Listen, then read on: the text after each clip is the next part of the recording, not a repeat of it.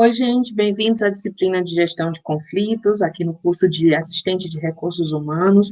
Hoje a gente vai ver alguns aspectos referentes à primeira unidade dessa disciplina, que diz respeito aos conflitos. Então, a gente vai ver o conceito, a teoria dos conflitos, a classificação dos conflitos, os estágios de desenvolvimento e as possíveis causas dos conflitos. Então, para a gente iniciar, é importante que a gente entenda o que é conflito. Eu trago aqui dois conceitos, né? Um que diz o conflito é uma luta expressa entre pelo menos duas partes interdependentes.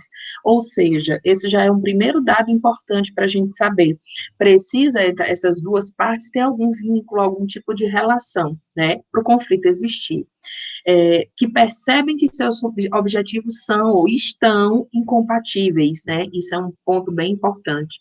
Suas compensações são reduzidas e a outra parte os impede de atingir seus objetivos.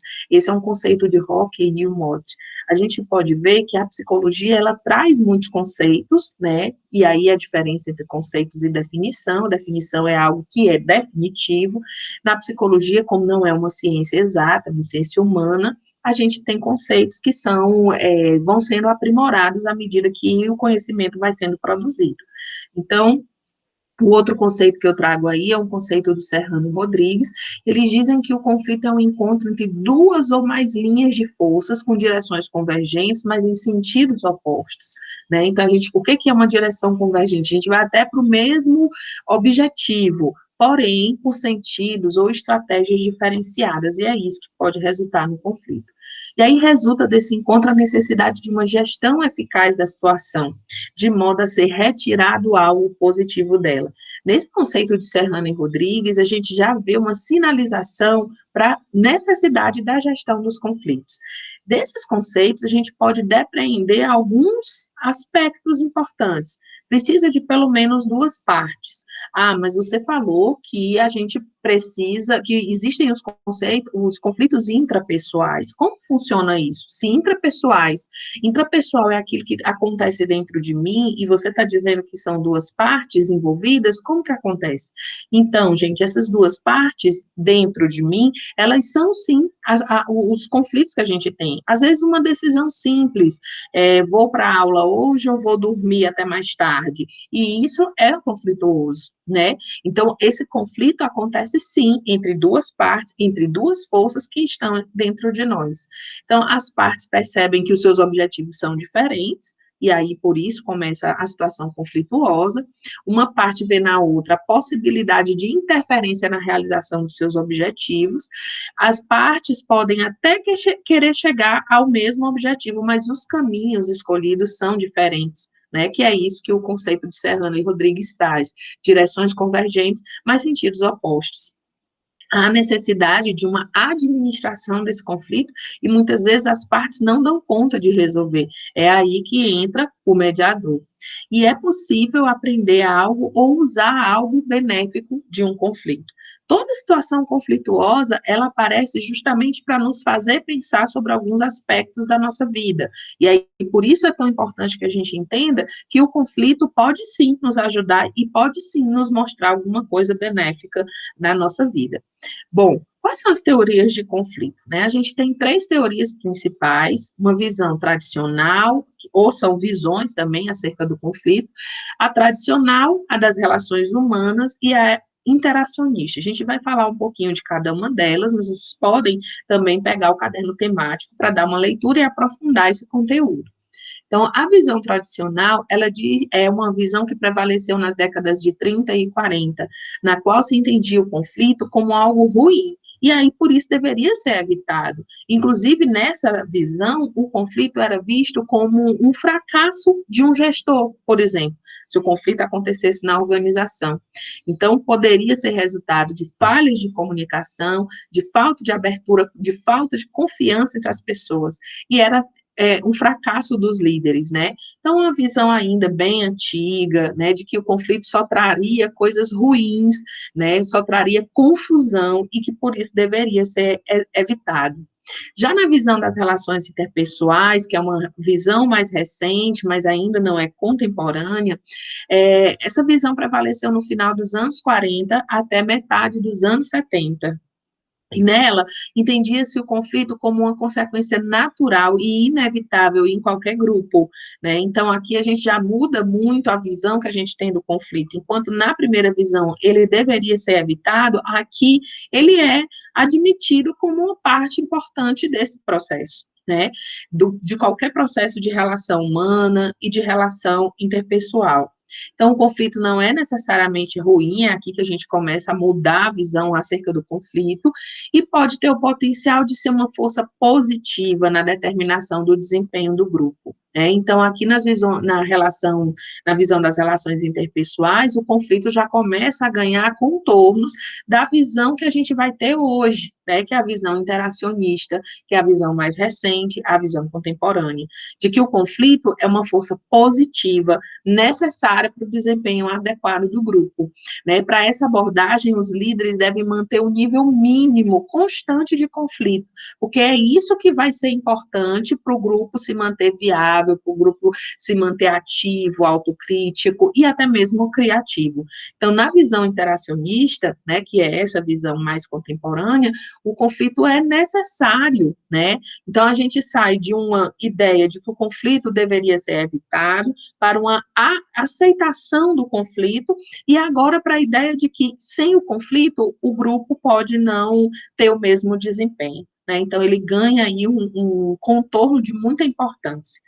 E aí a gente vai ver os tipos de conflitos, né? É importante entender que os tipos de conflito atendem diferentes classificações, então aqui eu trouxe duas, vocês podem trazer, perceber e achar, inclusive, outros tipos, outras classificações e sistematizações.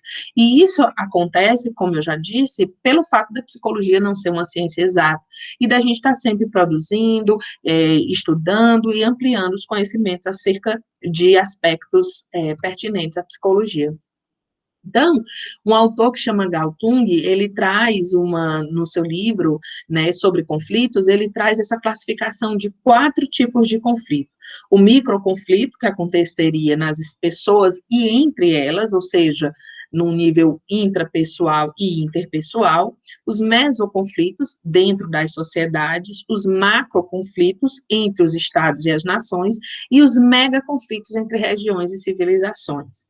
Já na classificação de Montana, são 6 tipos de conflito, mas vejam que essas classificações, elas se modificam, porém elas não são excludentes, pelo contrário, elas são complementares. Então, Montana vai pegar, por exemplo, a ideia de microconflito do Galtung e vai colocar em duas perspectivas. Então, ele já bota aí o conflito intrapessoal, que acontece com a própria pessoa, o interpessoal, que acontece entre duas pessoas, ou duas ou mais pessoas, que já seria o microconflito. Depois, o intragrupal, que é próprio do grupo, é um conflito entre pessoas que compõem o grupo, que seria um exemplo de mesoconflito. O intergrupal, aquele que ocorre entre os grupos, e aí também é um exemplo de mesoconflito, um conflito intraorganizacional, ou seja, dentro da organização, que também é um exemplo de mesoconflito, e o conflito interorganizacional, que ocorre entre as organizações, que também é um exemplo de mesoconflito. Então, o que o Galtung faz é generalizar mais essa classificação, enquanto Montana vai sistematizar de uma forma mais minuciosa cada um dos tipos de conflitos. Então, você pode atentar que o Galtung fala de conflitos de uma ordem mais geral, que pode acontecer entre 2 países, por exemplo. Já Montana focaliza os conflitos que podem acontecer no âmbito de uma organização especificamente, principalmente voltada para o trabalho, né? Então, como eu disse, numa organização é possível identificar micro e mesoconflitos. Outra coisa que é importante a gente entender é os estágios de evolução dos conflitos. Até porque, para a gente conseguir mediar ou fazer a gestão daquele conflito, a gente precisa entender em que pé está, né, como está a situação. Então, esses estágios de evolução são 8, 9, e eles dizem respeito à condição que o conflito se encontra naquele grupo. Então, por exemplo, no nível 1, a discussão está em estágio inicial, do conflito e caracteriza-se por normalmente ser mais racional, mais aberta e mais objetivo. Então, as coisas ainda estão começando, a gente é capaz de falar sobre os problemas, né, de colocar isso, mas no nível 2, o debate já aparece nesses estágios. Então, a discussão aparece com um pouco mais de calor, né, as pessoas fazem generalizações, buscam demonstrar alguns padrões de comportamento, e aí diminui o grau de objetividade, né, a gente não consegue mais ver a coisa tão clara como ela deveria, e a gente vai misturando isso e vai vendo de uma maneira menos objetiva. No nível 3, que as partes envolvidas no conflito começam a mostrar grande falta de confiança no caminho ou alternativa escolhidos pela outra parte, né? E aí o conflito começa a se acirrar cada vez mais. Já no nível 4, são estabelecidas imagens pré-concebidas com relação à outra parte, fruto de experiências anteriores. Então, é um nível que a outra parte já diz, ele é assim, ele não vai mudar, eu já vi esse filme, e aí ele começa a se fixar numa imagem criada e pré-concebida da outra parte do conflito. No nível 6, no nível 5, desculpa, é, uma, é um nível que o autor chama de loss of face, ou seja, ficar com a cara no chão. Quando você vê que a outra parte tinha razão, mas aí já está muito difícil de admitir que aquela parte tinha razão. E aí isso termina virando um problema, né? Bom, no nível 6, acontecem as estratégias. Nesse nível começa a surgir ameaças, punições, inclusive as punições ficam mais evidentes. O processo de comunicação é uma das peças fundamentais para a solução dos conflitos e fica cada vez mais escasso. Então, o conflito aumenta cada vez mais. No nível 7, já é chamado de falta de humanidade. No nível anterior, se evidenciam as ameaças e punições. Nesses, as ameaças e punições aparecem com muita frequência, os primeiros comportamentos destrutivos, e as pessoas passam a se sentir cada vez mais desprovidas de sentimento. Então, já é um nível bem forte de conflito, de complicação, né? No nível 8, ataque de nervos, né? Nessa fase, a necessidade de se autopreservar e se proteger passa a ser única preocupação. E no nível 9, ataques generalizados, né? Neste nível, chega-se às vias de fato, né? E aí, por isso que eu coloquei até aí o meme da Jéssica, né? Porque já é ali as vias de fato, quando a coisa não tem mais para onde ir. Então, a gente precisa trabalhar com a possibilidade de não elevar esses níveis, né? Quando a gente fica ali no nível 1, que o conflito surge, que a gente pode conversar sobre ele, isso é fundamental para a gente, tá bom? Bom, quais são as possíveis causas do surgimento de conflitos, né? Então, algumas delas estão elencadas aí, como uma experiência de frustração de uma das partes ou de ambas, diferenças de personalidade, metas diferentes e diferenças em termos de informações e percepções. Então, são questões assim que podem fazer um conflito surgir. Bom, aí, para finalizar a nossa aula de hoje, eu trago uma frase da Rose Bona, que ela diz assim: embora os conflitos sejam inevitáveis, eles não podem ser permanentes, né? Então, a gente já aprendeu que os conflitos são naturais, inerentes e inevitáveis à condição humana.